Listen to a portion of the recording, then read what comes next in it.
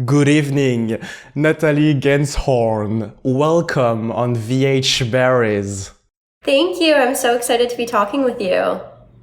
I am extremely grateful. How are you doing this evening?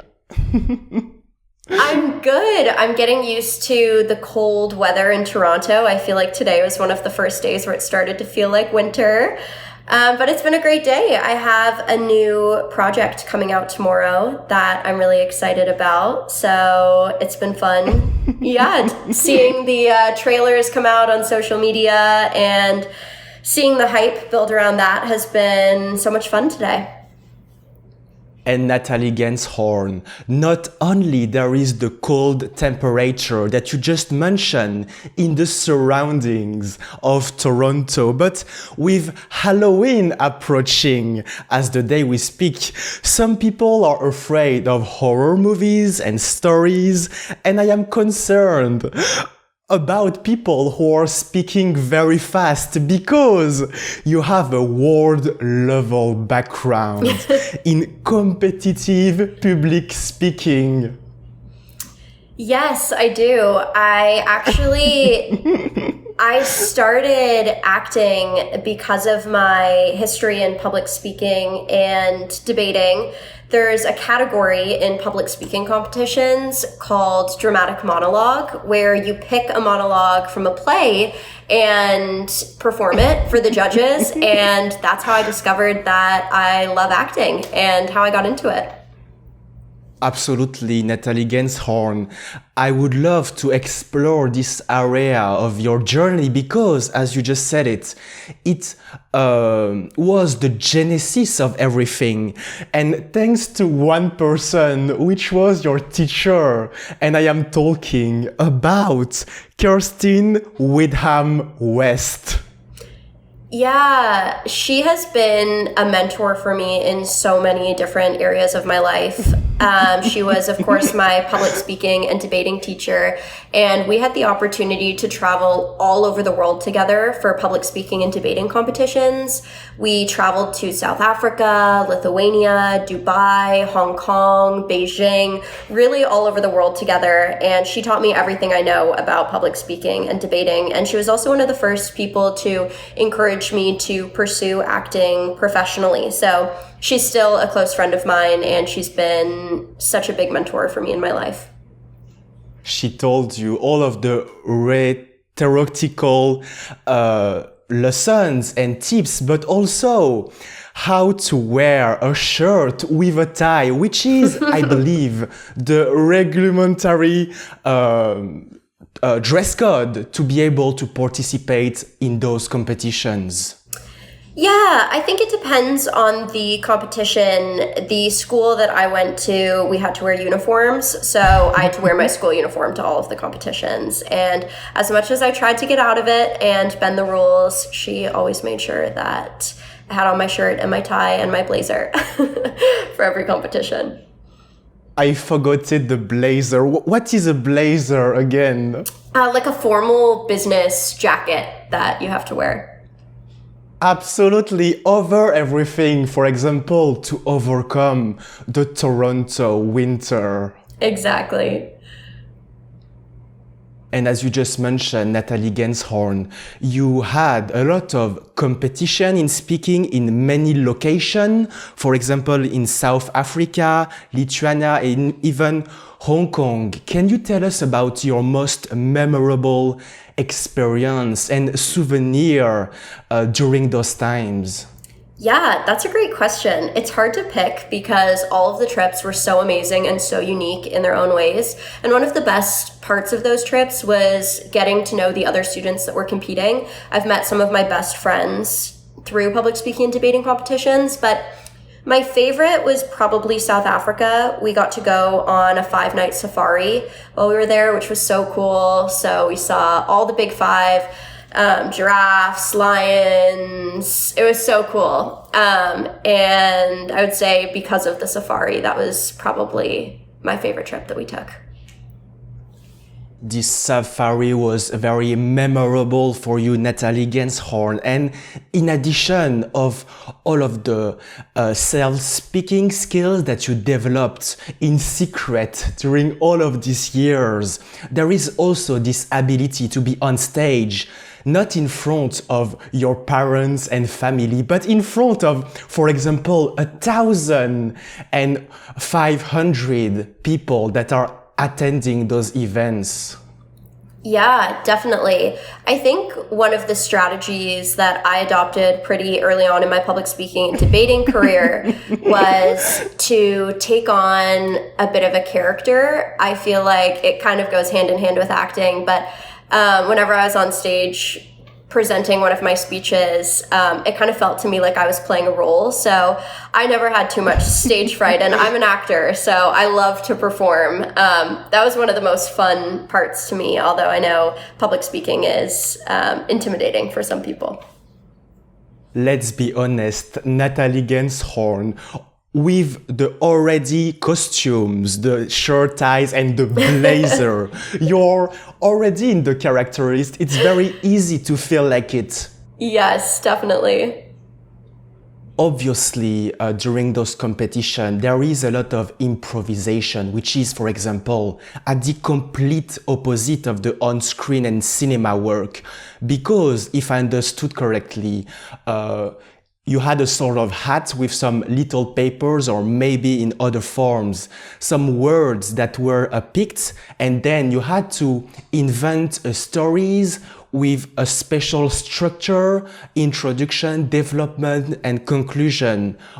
Everything in a couple minutes. So it's a very challenging challenge.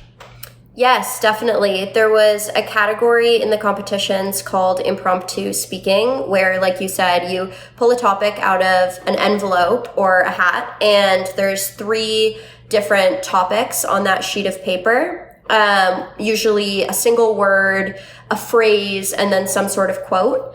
And you get 2 minutes to prepare a 5 to 7 minute speech on one of the topics. And then when you present, you're not allowed to use your notes. So it's a pretty tricky category, one of the hardest in, all of the competitions, but a lot of fun. And there are different strategies you could use. Like you said, there's a structure to the speeches that you follow, which makes it a little bit easier. It was always one of my favorite categories. I liked that it was challenging. It is very funny, Natalie Ganzhorn, because if we take, for example, this hat in which you had some random sentences, those hats are always used by, for example, witches and people in the magic sphere. I'm talking about an imaginary world, because one of your very first recorded video of yourself were actually Natalie Ganzhorn speaking French with a very special sentence that I'm going to describe in French, which is "La baguette magique est très fantastique." Oh my goodness, I wish that video was not on the internet. That was a school project that I did in middle school, and it still haunts me to this day. Yeah, I think I was in grade 7 or grade 8, and it was a school project, and I cannot believe that it's still out there. Oh, absolutely. And Natalie Ganzhorn, if I remember correctly, it was a few days ago that I watched it. It was actually recorded during the Christmas, because yes. I remember seeing a very prestigious and one of the finest Christmas tree I've ever seen in my life. Yes, it was Christmas time, and I think that I had my dad record that for me for my middle school French project, which I didn't do very well on. It was a pretty last minute assignment that I threw together. And years after that, Natalie Ganzhorn, you obviously, as we mentioned before, did something called the dramatic monologues and the public speaking, but also very recently you took 3 years outside of the acting scene to go to one specific place and one addresses, which is the 1151 Richmond Street, part of the University of Western Ontario. Can you tell us a little bit more about it? Yeah, definitely. I was always a little bit conflicted about what my path was going to be after high school. I was acting professionally while I was in high school, but I also was having success with my public speaking and debating. And something that a lot of students who do public speaking and debating go on to do is go to law school.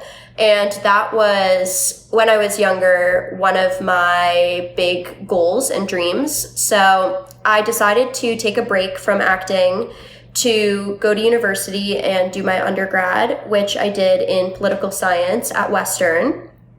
So I did 3.5 years of my undergraduate degree, and then I ended up booking a movie halfway through my third year. It was one of the first auditions I'd been on in 3.5 years. I was missing acting, and I told my manager that I wanted to start auditioning again. And that movie was Scary Stories to Tell in the Dark. So I booked it. I filmed the movie. I realized that acting is what I want to do. And I dropped out of university and moved to Los Angeles to pursue acting full time. What is, Natalie Ganzhorn, your relationship with the number 3? Because you spent, as I just said, 3 years outside of the acting space, 3 years in Los Angeles in a row, but also there are 3 letter A in the name, Natalie Ganzhorn. Interesting. I've never thought about that before. Maybe 3 is my lucky number. That's so funny. I've never thought about that, but I'll have to pay attention to it. Don't they say usually that, good things happen in 3s? So seems to be proof to that. Absolutely. The expression, I think, was never 2 without 3. Yes. And to come back to your very pivotal decision, for example, of leaving, for example, your after-grad studies to go to Los Angeles, how do you look back on that? Because I believe that, in definitive, it was one of your best decisions ever. Oh, thank you. Yeah. I mean, it was, of course, scary at the time. It was a risk, but I love acting and the timing felt right. So I'm really happy with that decision. I am always able to go back and complete my degree if I want to. And I had an amazing time at university. I feel like I learned so much. I met so many amazing friends. I had so many fun life experiences. I don't regret the time there that I spent at all, but I also don't regret dropping out because I loved living in LA and the timing was right for me.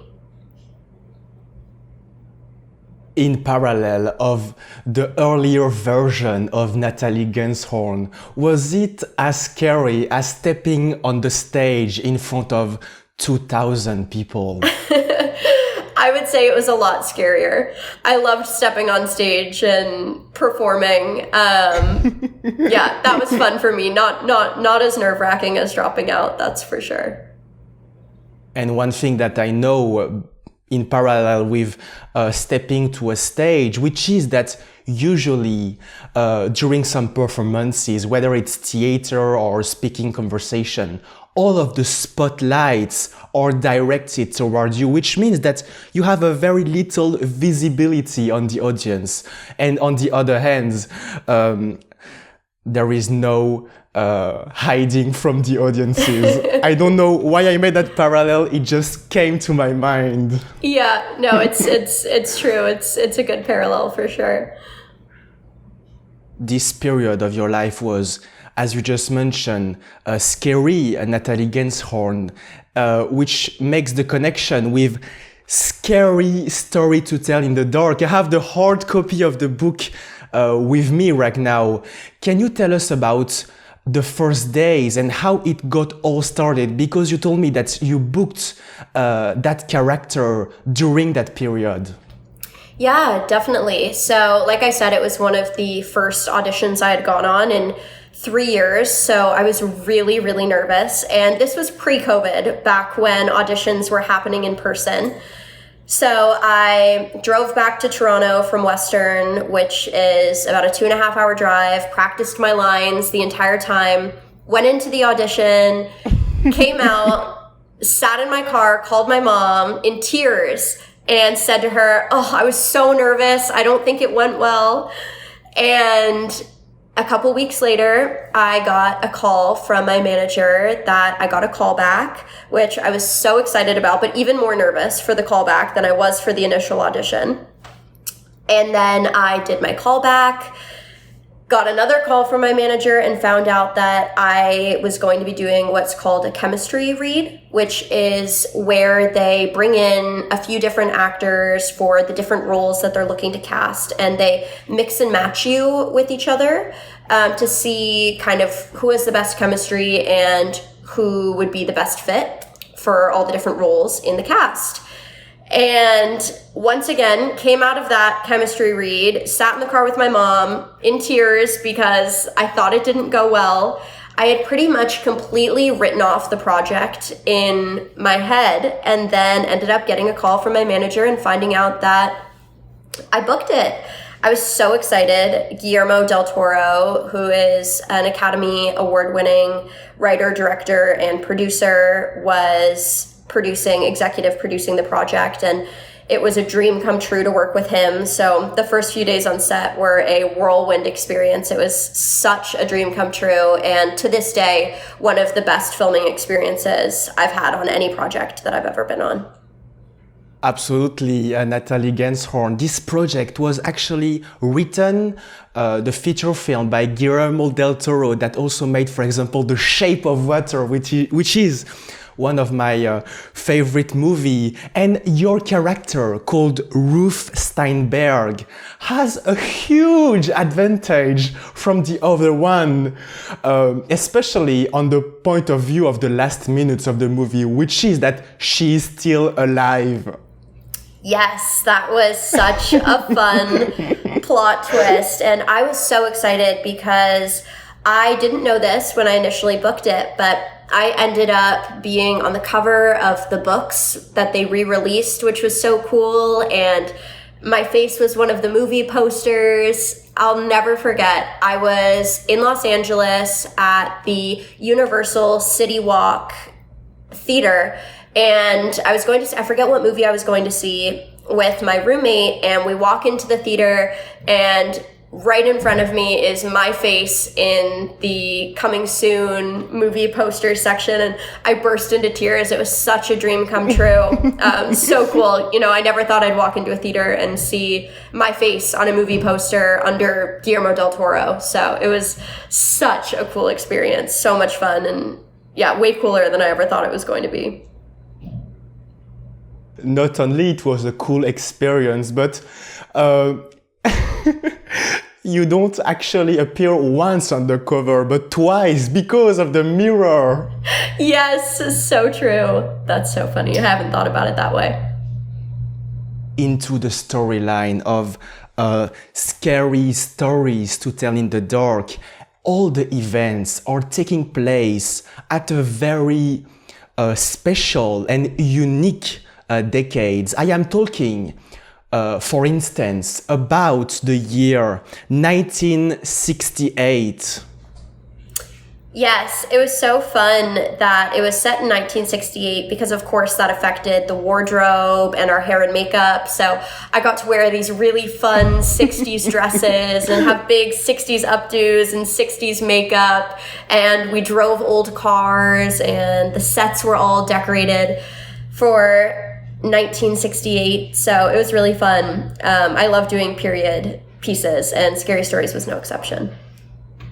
On one hand, Natalie Ganzhorn, there is this area where the story is taking place. You just mentioned it, 1968. But on the other hand, there is the technology of today with 10,000 what we can call CGI spider that were put it on the surface of your face, which makes a huge contrast and which brings a lot of irony between those 2 points that are separated by half a decade. Yes, definitely.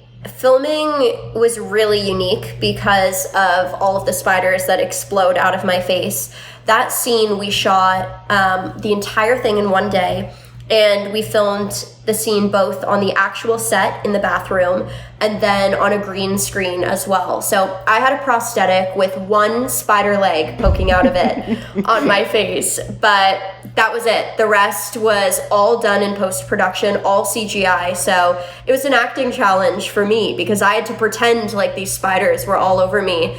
But it was really exciting to see the final product and to watch it in theaters because I, of course, didn't have the actual spiders on me when we were filming.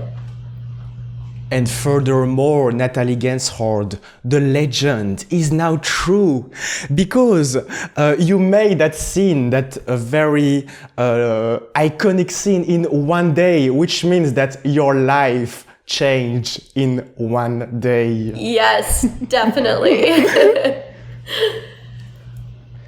And your character is making a very powerful entrance at the very first second of this feature film, Scary Stories to Tell in the Dark, because you're disturbing the privacy of your own brothers, because he's doing something very strange in the bathroom. Yes, he is fishing for poo.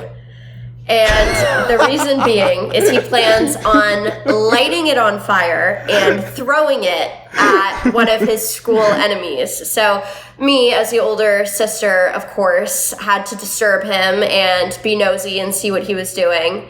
It was a fun dynamic to play with, that brother and sister relationship.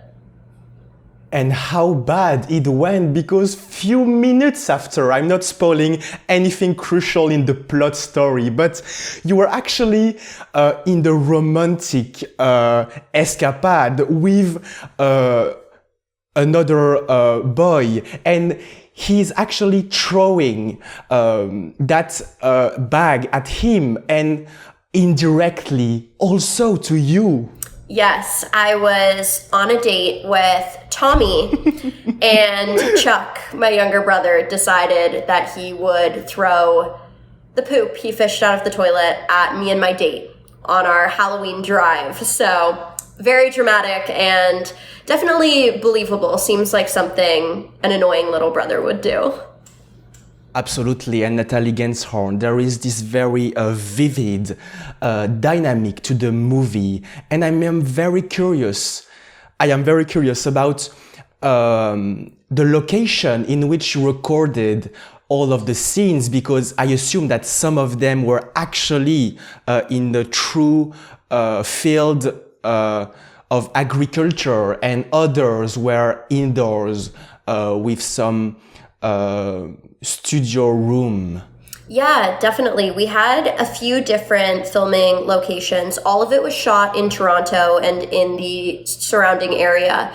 And we had a studio where they built some of the interior sets for the movie. The inside of the haunted house, for example, was one of the things we filmed in the studio. But we also filmed in big cornfields. We filmed out on the streets at night, driving the cars, and the street was decorated for Halloween. We filmed in a school just outside of Toronto, and we actually filmed in a really creepy old haunted house about 4 hours outside of Toronto. It was so much fun. It was a night shoot, so I got to set around 4 p.m. and we filmed until 7 or 8 a.m. the next morning. And supposedly this house was actually haunted. So the cast had a ton of fun. We were running around seeing if we could conjure up any ghost activity.